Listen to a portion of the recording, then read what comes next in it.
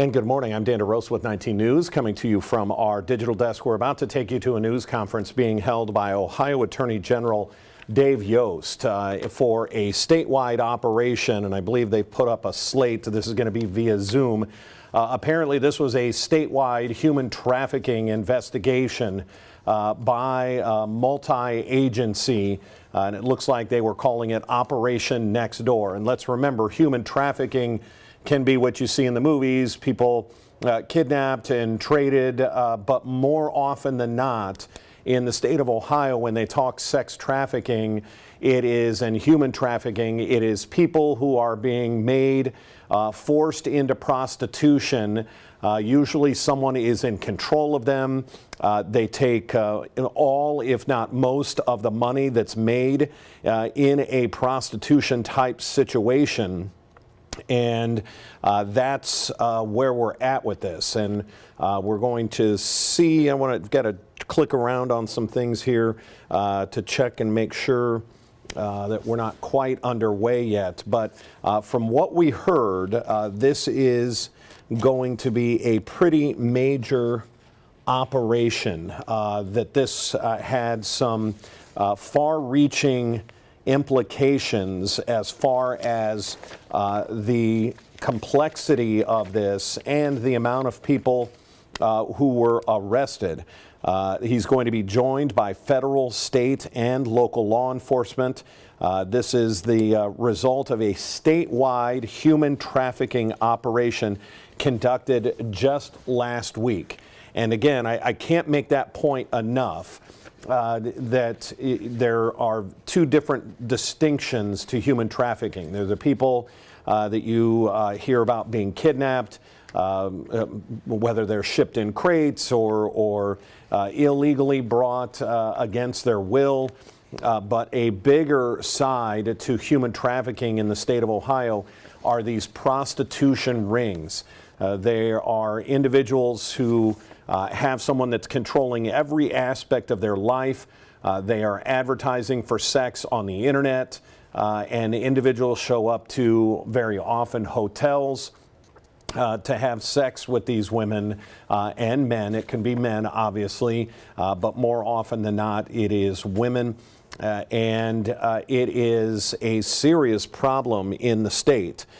So we are just waiting for this to get underway. We're a couple of minutes late here, but again, just waiting for the Ohio Attorney General to announce the results of a statewide Operation Next Door, talking about human trafficking concerns with this.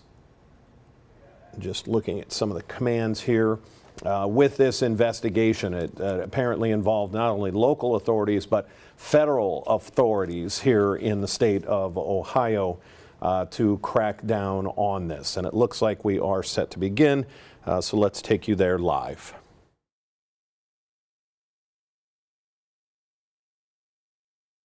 Communication Director for Ohio Attorney General Dave Yost.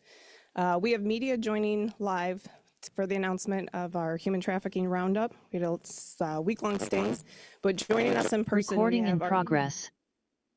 Great. Joining us in person, we have our Teen Ambassador Board, made up of juniors and seniors from around the state. So at this time, we have video that shows a little bit of behind the scenes. We had videographers out with our law enforcement partners to capture what they actually do, so you can see firsthand. So at this point, for the media and for the Teen Ambassador Board, we're going to show the video.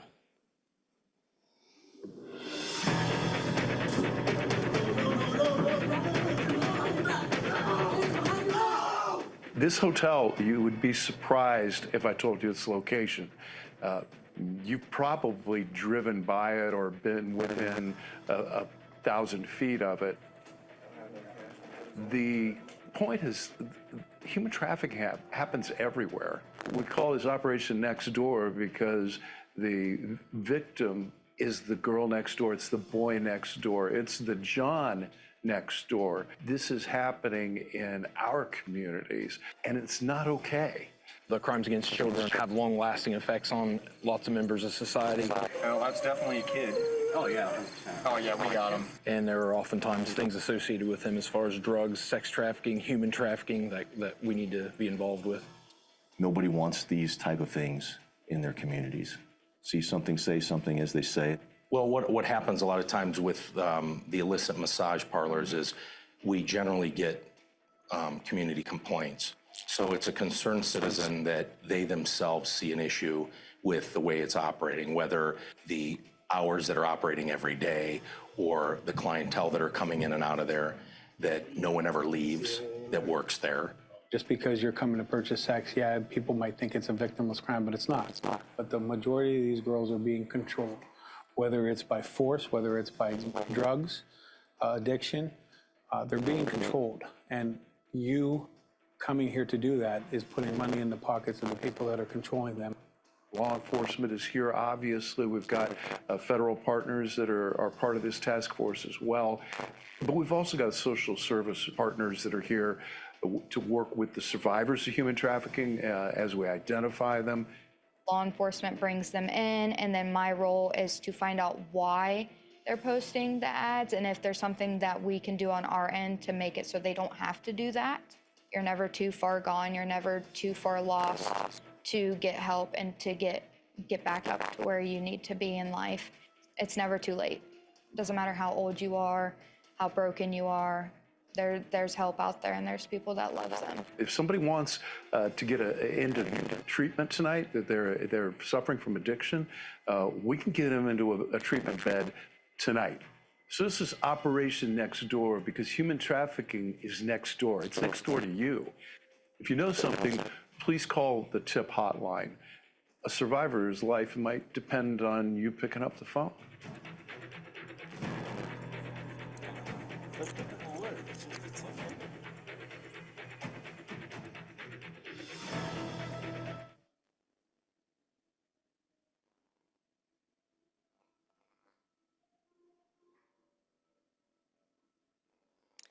Hope that gives a little insight into what you're going to hear about, so you have a little bit of a background. For right now, we're going to have the Attorney General come up and say a few words for the media. We will have a press release afterwards, and we are taking Q&A. So if you have a question, go ahead and put it in the chat, and we'll get to it at the very end. Thank you. At this point, Ohio Attorney General Dave Yost. Thank you, Bethany. Thank you to all of our partners.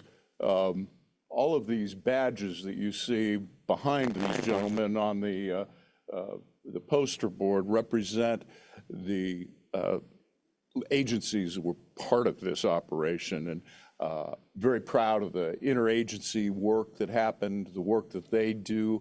None of this would have happened without our partners. 6-day operation, statewide. We did search warrants on the massage parlors. We had John stings. We identified survivors of human trafficking, offered them services.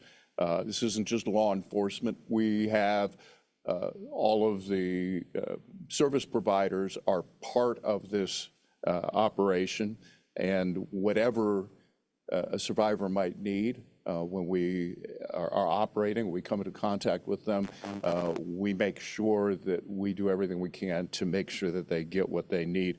We did search warrants with our Internet Crimes Against Children task force to find what we call CSAM, child sexual abuse material. 100 law enforcement agencies, 7 task forces, and this represents year-round work.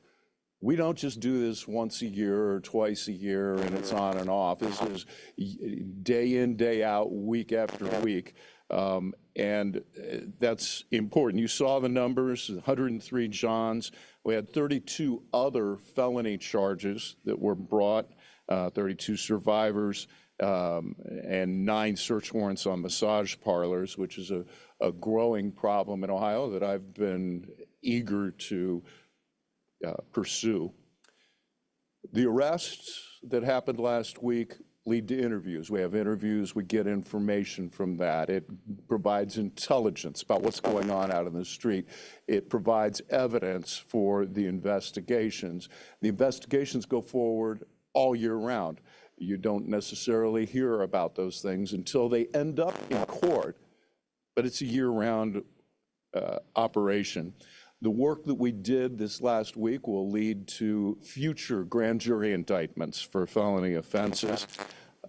Operation Next Door happens everywhere. Human trafficking is everywhere. It's not a city-country kind of thing. It's not a poor-rich kind of thing. It's not an ethnic kind of thing. It's your neighbors, it's your coworkers, it's the delivery guy, it is the people at the hotel for your business trip. It is not okay. That's illustrated by some of the people that we picked up. How about a 76-year-old Greek Orthodox priest from Cleveland? He admitted it was the second time he'd been picked up for this offense.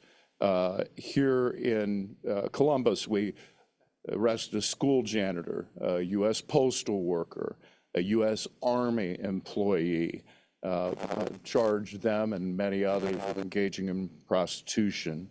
Cuyahoga County, we had a 36-year-old dad who was charged with engaging. Why do I mention that he was a dad? Because it happens everywhere, all kinds of people, including family guys. Oh, and he also got a charge for endangering children because he left his 15-month-old child at home while he went out to buy sex. Dayton, we charged a substitute teacher.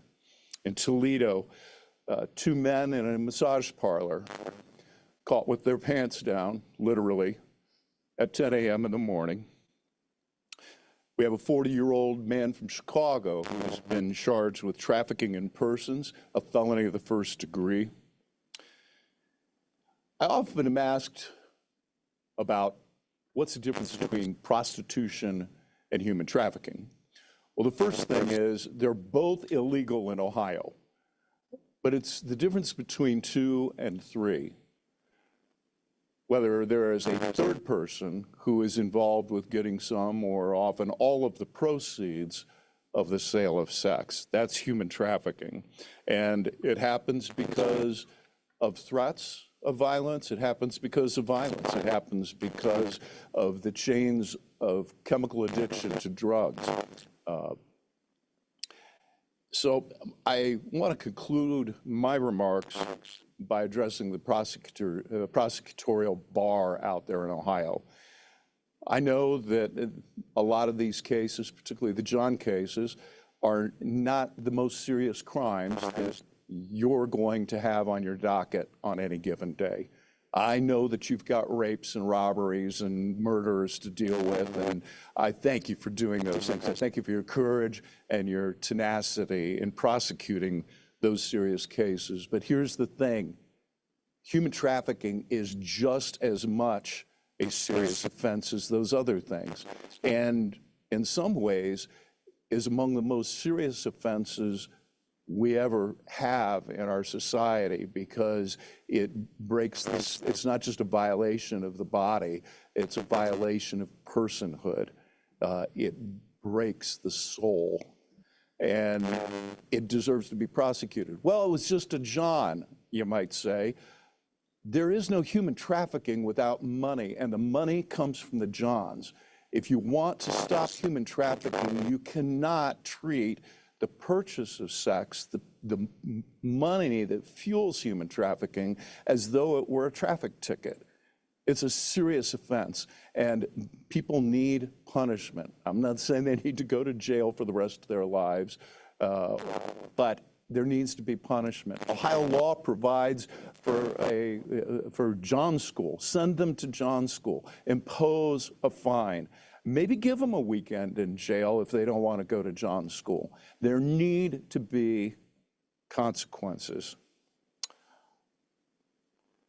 Well, and I shouldn't even have to say this, but For the men who are seeking sex with minors that we charged, they need to go away. They do need to get locked up. The message is don't buy sex in Ohio. These fine people are on the job 24/7. They're operating all year round. And the fact that we only have a press conference like this here and there through the year doesn't mean that they are not out there working it. I want to again say thank you to my friends in the law enforcement community who have stepped up and been such diligent, passionate partners in this project for the last 6.5 years that I've been Attorney General. I literally can't say thank you enough.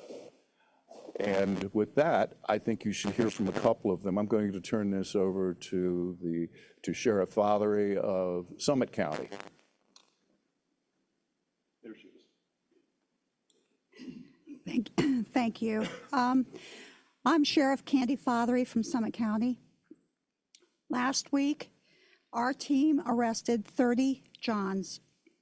Our main focus was spa interdiction. We made 3 arrests and we had 2 survivors. Probably one of the biggest things of this is that we also ran underage sex trafficking as well during that time. We arrested 2 individuals. One of them came from Virginia to have sex with a 15-year-old girl. The remaining 25 Johns were arrested under our John detail. We had 3 spas in our county that we were able to shut down. This is a serious offense. It affects every neighborhood. And most importantly, when you think about the fact that somebody would drive from Virginia to Ohio to have sex with a 15-year-old girl, it's not going to happen, not here in Ohio. Thank you. Good morning. I'm Sheriff Dallas Baldwin, Franklin County, right here. It's good to see all of you, and I really want to thank Attorney General Dave Yost for the partnership that he's been for a long time, taking this crime of human trafficking. We couldn't do it without his support and all the other men and women up here in the different agencies. Last week was a busy week. Our Internet Crimes Against Children's Task Force made numerous arrests. One, and Attorney General Yost mentioned that long list of people that get arrested. You never know where they come from. 80-year-old attorney here in Columbus, works for the federal court.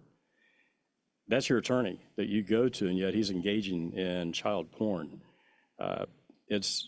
I would venture to say that out of about 150 of you in the audience, I'll bet most of you, if not all of you, know somebody who's been a victim of either child enticement, sexual abuse, human trafficking, and you're from all over. And so it touches everybody, every walk of life, and it's something that really needs to be stamped out as much as we can. We can't do it without the partnership with all these men and women. Like I said, if you see something, you know somebody who's been a victim, if you've been a victim, you need to step forward. There's no shame in it. You need to report it. You need to let us do our job. My promise in our office, we're going to do everything we can. If you're a person that wants to engage in child porn, human trafficking, we're going to do all we can to hunt you down and prosecute you, and hopefully you'll go to jail and learn your lesson. It's our job to keep all of you safe. You're all young people out here, and we want to make sure that you don't have to face this as you grow up. Again, thank you for being here, and like I said, if you see something, say something. Thank you.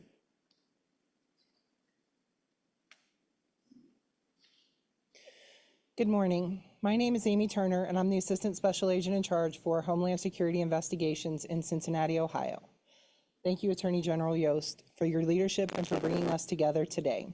I'm honored to represent Homeland Security Investigations, a proud federal partner of the Ohio Organized Crime Investigations Commission.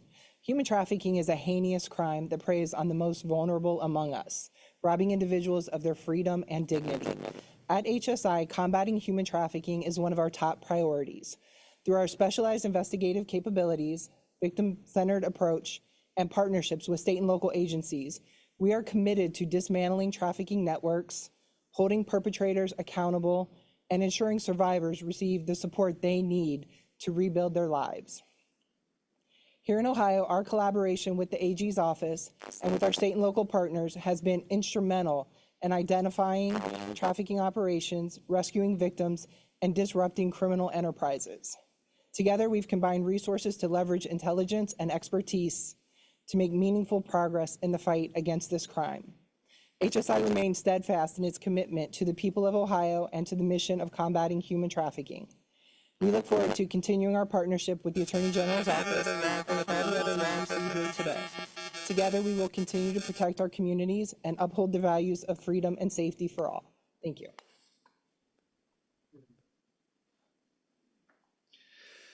I'm Lorain County Sheriff Jack Hall, and I represent a 4-county task force which was commissioned by Attorney General Dave Yost with his leadership and generous funding of combating these types of crimes in Northeast Ohio. Our task force is called HEAL, which represents the Huron, Erie, Ashland, and Lorain County areas on the west side of Cleveland. And during this course of the operation in the last week, we had arrested, in a focus on Erie and Lorain County, 15 different individuals. Attorney General Yost spoke about a member of the clergy who was involved in one of those arrests. And I know a lot of these situations we have shocking people or shocking individuals, dads, attorneys, and in this case, a clergy. The bothersome issue about that is having somebody like a clergy member involved in engaging in this type of activity is that that is a person that we're supposed to go to seek comfort, to seek guidance, and to seek assistance if these types of criminal activities are taking place. And that trust was violated by that individual last week when he decided that he was going to solicit individuals for sex. Total in Lorain and Erie County, we had 15 individuals arrested. Of those individuals, we also had 2 young ladies that were in their early 20s, late teens, that were also given victim services to make sure that, as being a victim involved in human trafficking, we want to make sure that they are provided the appropriate medical, psychological care and assistance that we can to make sure that they understand that there's other alternatives instead of following a human trafficker in this type of lifestyle. So therefore, with that, again, all the colleagues that are standing up here, we appreciate the hard work that's been done by all the agents, deputies, officers over the course of the last week during this operation. We continue to serve all of you. Thank you.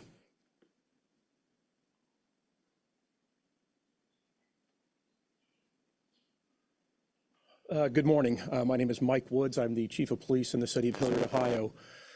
For Operation Next Door, the City of Hilliard partnered with the Grove City Division of Police and the Dublin Division of Police. We ran a sting operation together and made several arrests.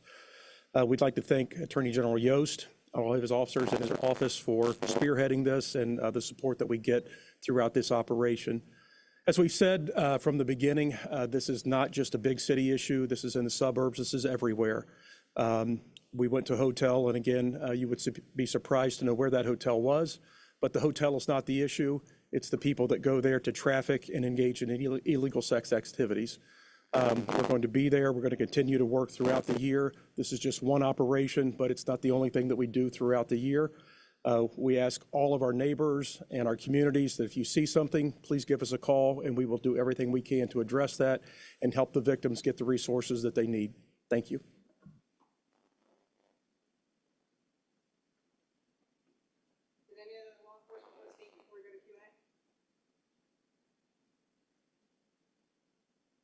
Of Q&A from the media. The first question is from Sean Hegarty with WTOL.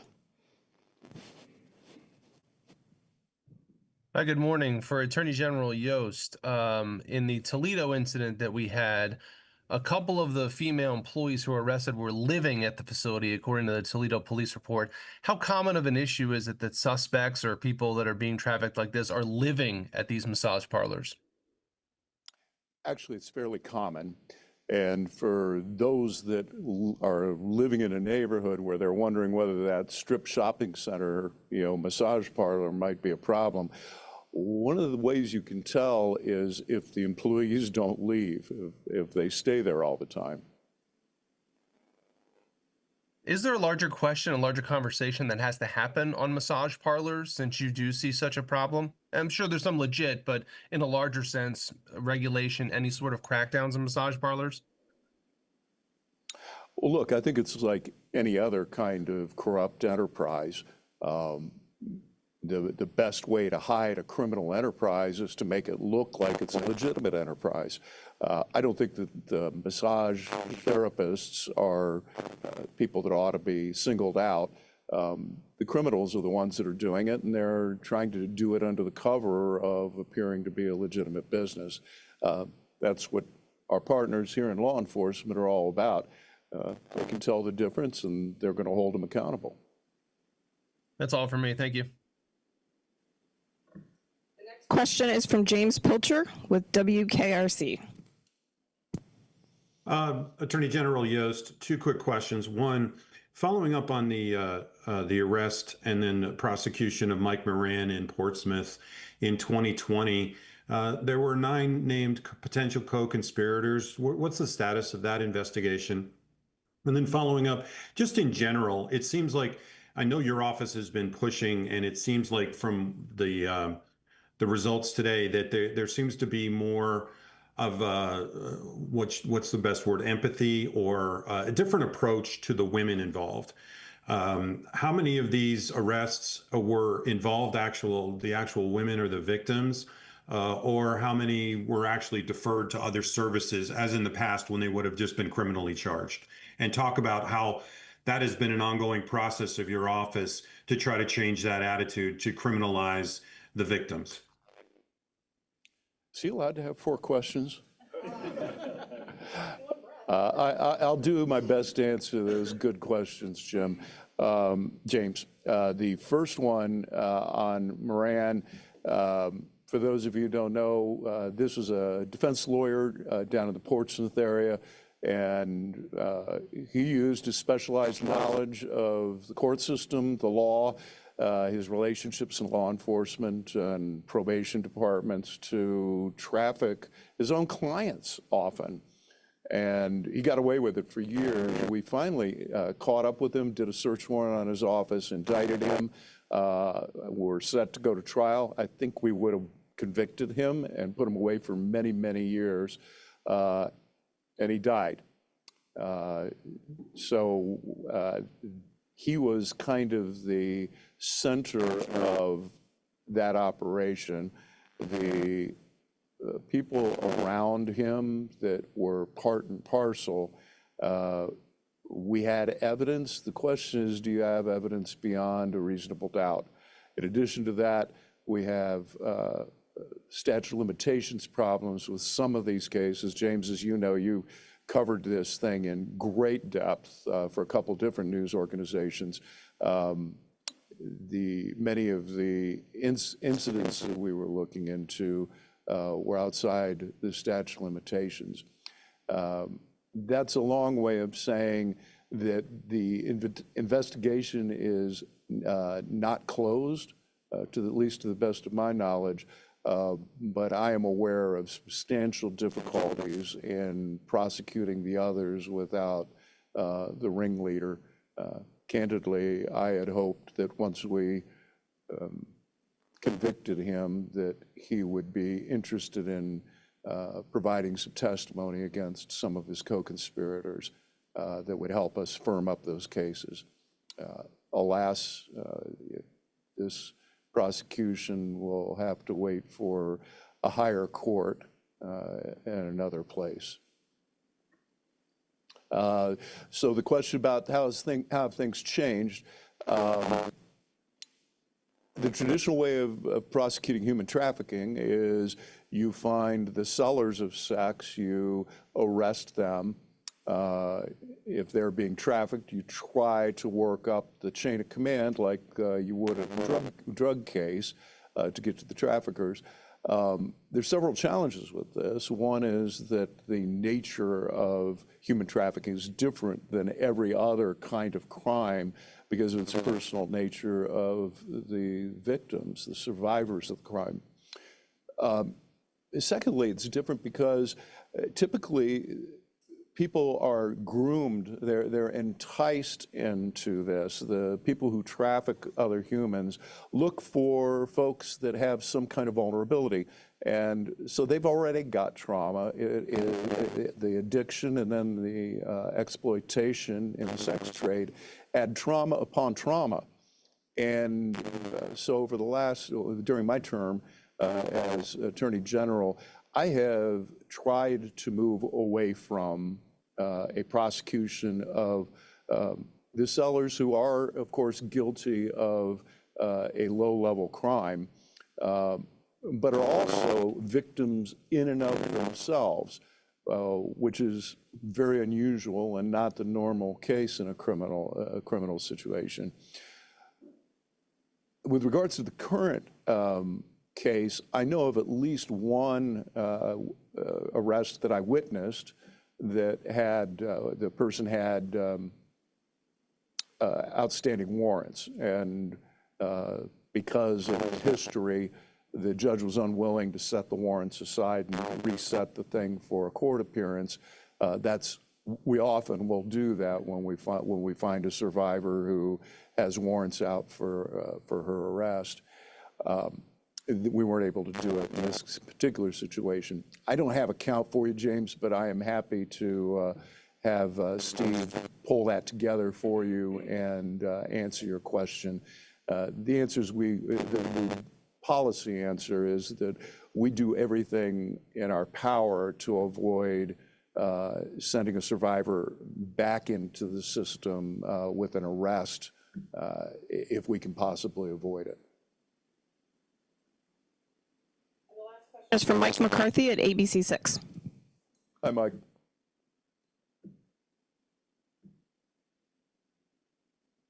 Mike, are you there? Hey, good morning. How are you? Sorry about that. I had trouble with my microphone there for a moment.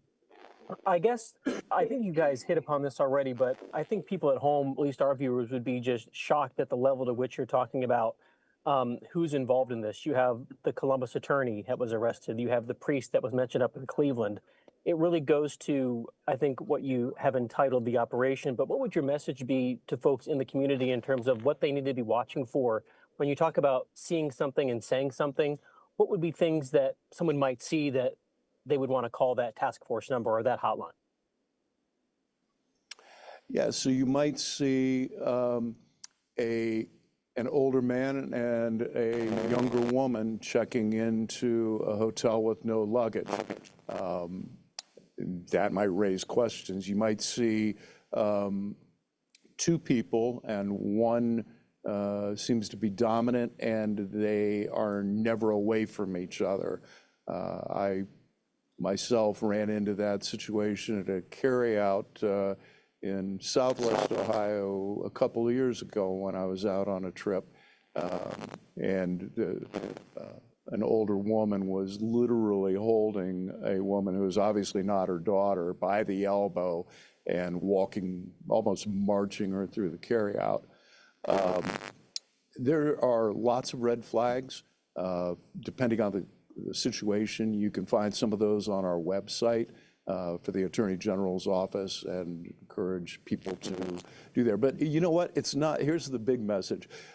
Don't go down a list, a red flag list, and say, well, it's not on any of the red flags, must not be human trafficking. Well, maybe it's one that we didn't put up there or don't know about yet. If something doesn't seem right, if your sixth sense is going off, if you don't think something's right, give us a call. Let us sort it out. Let the folks that do this for a living do the further investigation. Nobody gets arrested because of a tip. I want to repeat that. Nobody gets arrested because of a tip. All that a tip does is say, here's a place that you ought to look. Here's something that doesn't seem right. And as I think anybody wearing a badge back here could tell you, we have lots of tips that never end up in an arrest. They weren't right, but every one of them is something that we want to know about, to be able to check out, because you don't know until you actually do the investigation. Thank you very much for joining us.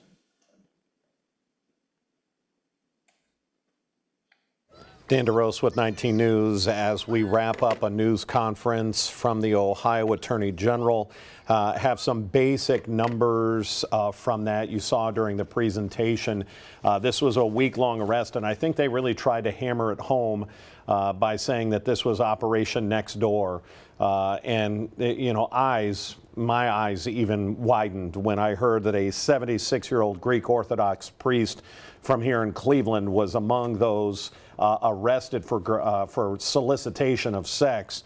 And to find out he admitted this was his second time of being busted, that's really saying something. And then you hear about the attorney in Columbus, who is a federal a defense attorney in federal court and potentially being hit with child porn charges for an 80-year-old attorney. Does go to show. And then the father who left his 15-month-old at home. Let me get where he was from. I believe he was also local, perhaps Summit County. Underage. That was the arrest of two individuals in Summit County that were here to try and have sex with a minor. One of those individuals came all the way from Virginia. And you had the Cuyahoga County, a 36-year-old dad who came to solicit sex but left his 15-month-old child at home, who's now not only facing the solicitation charges, but child endangering as well. We're going to wrap this up. If we have any other breaking news, it'll be here on our digital platforms. Otherwise, look for our 11 o'clock news on Cleveland's 43 in just about a half an hour, and our noon news on Channel 19. Until then, I'm Dan DeRose with 19 News. Have a good afternoon.